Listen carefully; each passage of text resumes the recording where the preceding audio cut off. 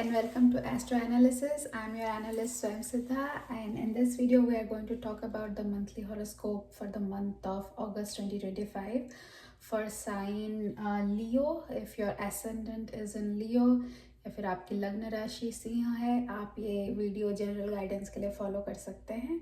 अगर आपकी चंद्र राशि लियो है और if your moon sign is in Leo then you can also follow this video for general guidance.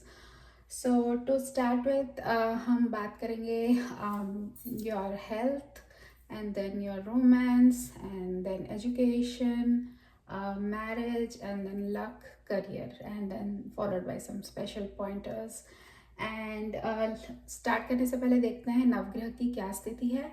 सो आपके पहले घर में केतु बैठे हैं और sun is and Mercury are in your 12th house and sun is going to transit into your first house.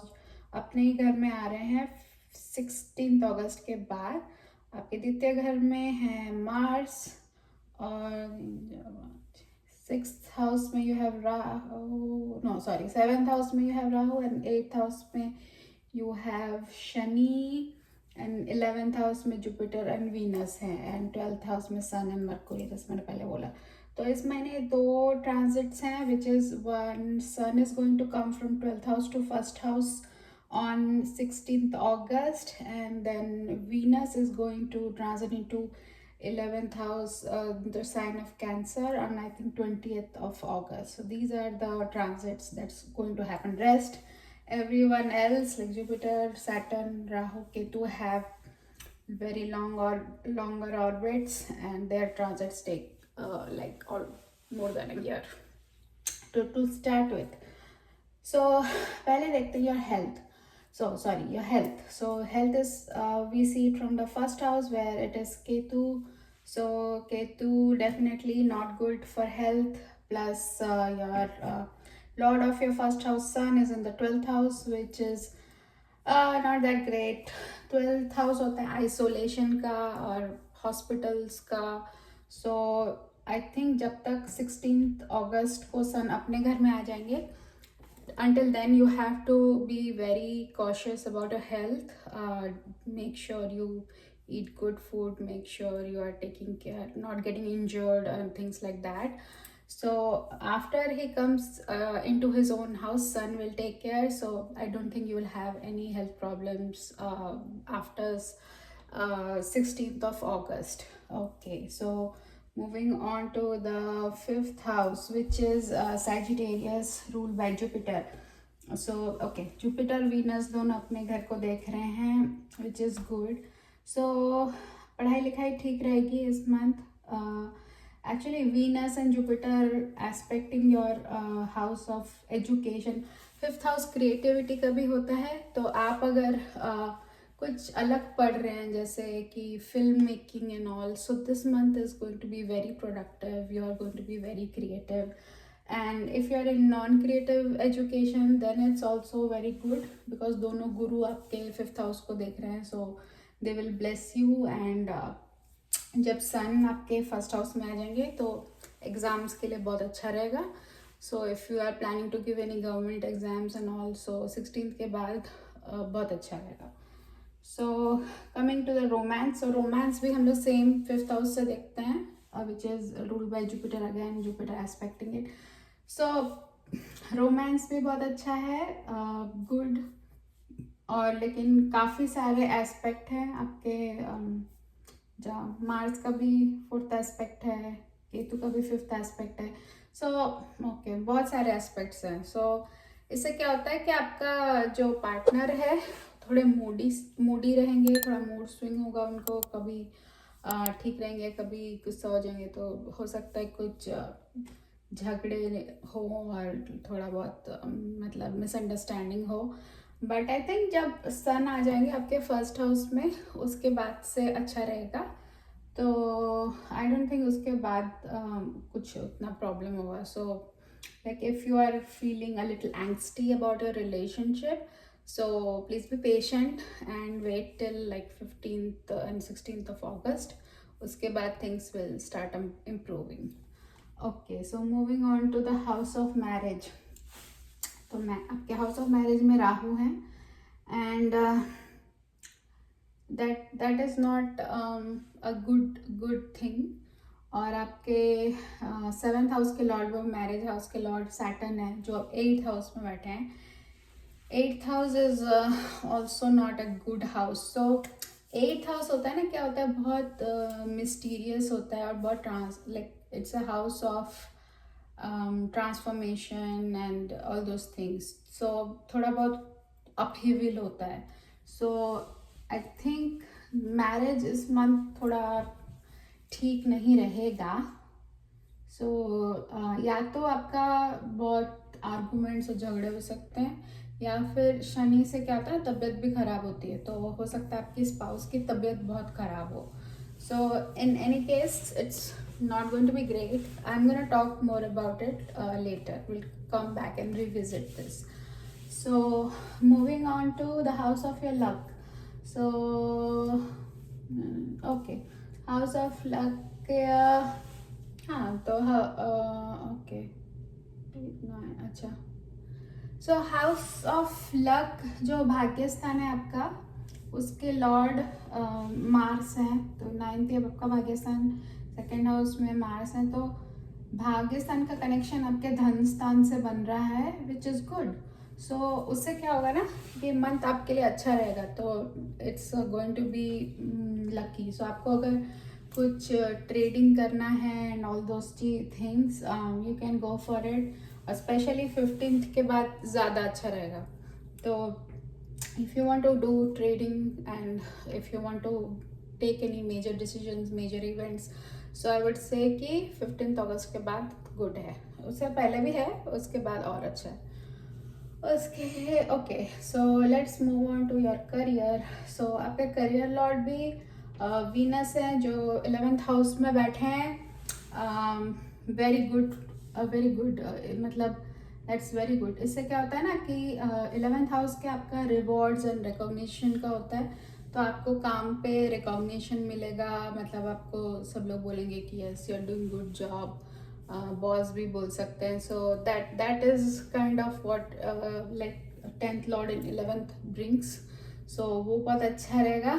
पर आपका शायद मार्स का एस्पेक्ट है. सो तो थोड़ा अपने स्पीच वाणी पे कंट्रोल कीजिएगा. झगड़ा मत कीजिएगा किसी से आर्गुमेंट में मत जाइएगा, गुस्से पे कंट्रोल कीजिएगा. So other than that career अच्छा है. तो आपको रिकॉग्निशन मिलेगा. Boss, everybody will see that you are doing good job and you will get to know also that everybody thinks that about you. So that's great. So business wise Mercury से हम लोग देखते हैं, तो वो अभी 12th house में है.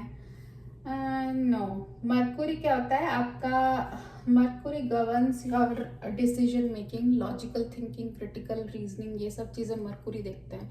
तो अगर मरकुरी के आपके 12 हाउस 12th हाउस में है, तो इससे क्या होगा ना, आप देयर मे बी ये पॉसिबिलिटी कि आप इस महीने थोड़े बैड डिसीजंस लो.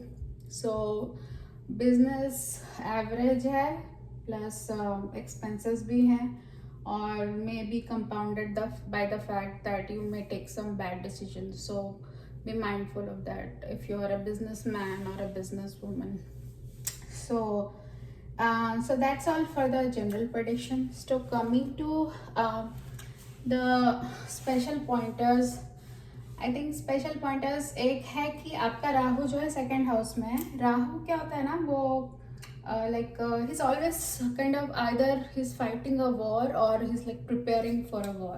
So वो जो 2nd हाउस में आते हैं, वो क्या करते हैं, वो एकदम उसके आपका जो 2nd हाउस सेविंग्स का होता है, तो उसको री एनर्जाइज कर देते हैं. मतलब बहुत सारा सर्कुलेशन स्टार्ट हो जाता है. सो इफ़ आप लाइक कोई भी अगर बहुत कंजूस है और फिर भी खर्चा नहीं करना चाहता है, तो अगर मार्च 2nd हाउस में, तो खर्चा करना ही पड़ेगा.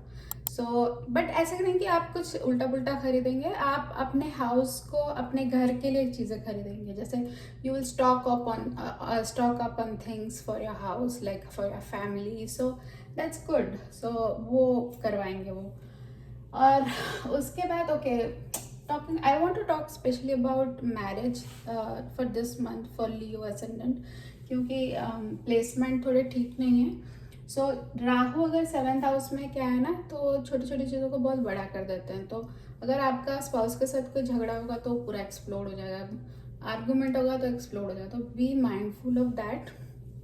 और है कि बी पेशेंट, क्योंकि यू नो दैट देखिए टाइम एक जैसा नहीं रहता है, आज है फिर एक्चुअली राहु तो यहाँ काफ़ी टाइम से ही है, बट थोड़ा इसके लिए आपको अपना भी मैनेज करना पड़ेगा। और प्लस सैटर्न आपका 8th हाउस में, सैटर्न क्या होता है, Saturn is like 8th house क्या होता है, वो एक मतलब हाउस ऑफ ट्रांसफॉर्मेशन होता है, हाउस ऑफ सीक्रेट्स। सो जब आपके 7th Lord 8th house, like 7th Lord 8th house में आ रहे हैं, so he will kind of expose any hidden problems। और ऐसा नहीं है कि शनि सिर्फ प्रॉब्लम ही देते हैं, he also resolves them. So आपको जब तक पता नहीं चलेगा कि what is the problem in my marriage, how will you fix it, okay. So this is a good time to see कि आपका मैरिज में what is the underlying issue, क्या क्या इश्यूज है।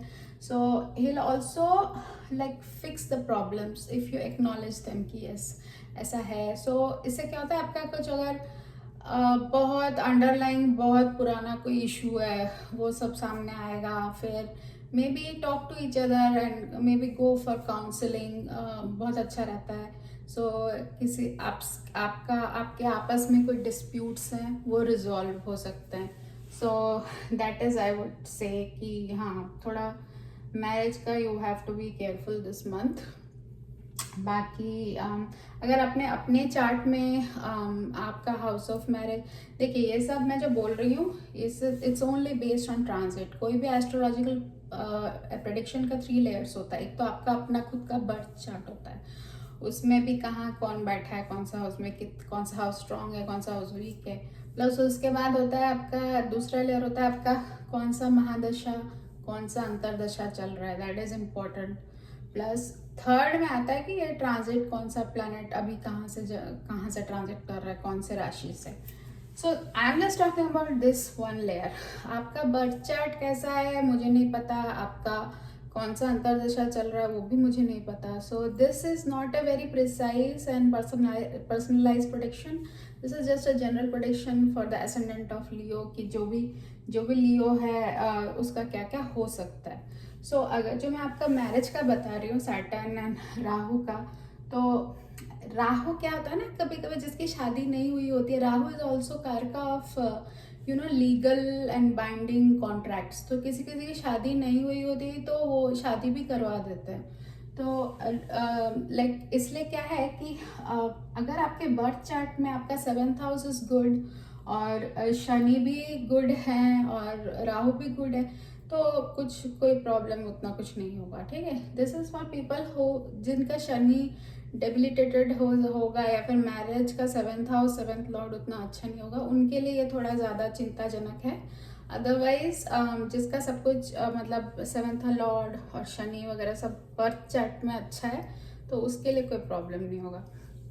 सो that's all for this month. Take care of yourself, ध्यान रखिए, फिर मिलते हैं अगले वीडियो में। थैंक यू, नमस्कार।